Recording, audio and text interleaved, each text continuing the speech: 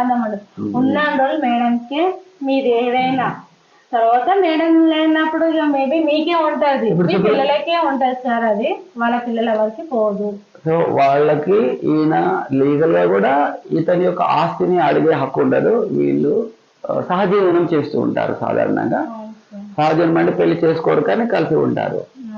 అలా కూడా ఈ మోస్ట్లీ 50 అబవ్ వాళ్ళకు ఇది కొద్దిగా కన్వీనియంట్ ఉండదు, ఎందుకంటే వీళ్ళకి పిల్లలు అయ్యే అవకాశం ఉండదు. సో ఆయన ఆస్తి వాళ్ళ పిల్లలకే, ఈయన ఆస్తి వీళ్ళ పిల్లలకే. కానీ రేపు ఒకవేళ ఆయన రిటైర్మెంట్ అయినాక ఈమె పేరు, అంటే రిటైర్డ్ కాని వాళ్ళు ఉంటే తన పేరు భార్యగా వీళ్ళు కలిసినాక కొంచెం వాళ్ళిద్దరు అండర్స్టాండింగ్ వస్తే వాళ్ళు మళ్ళీ పెళ్లి చేసుకోవచ్చు, లేదా తన భార్యగా చూపెట్టి ఆమెకు పెన్షన్ వచ్చేటట్టుగా చేస్తారు. 40,000 ఉంటే మీకు 20,000 వస్తుంది సార్. ఆ పింఛన్ మీద ఉండటానికి ఉన్న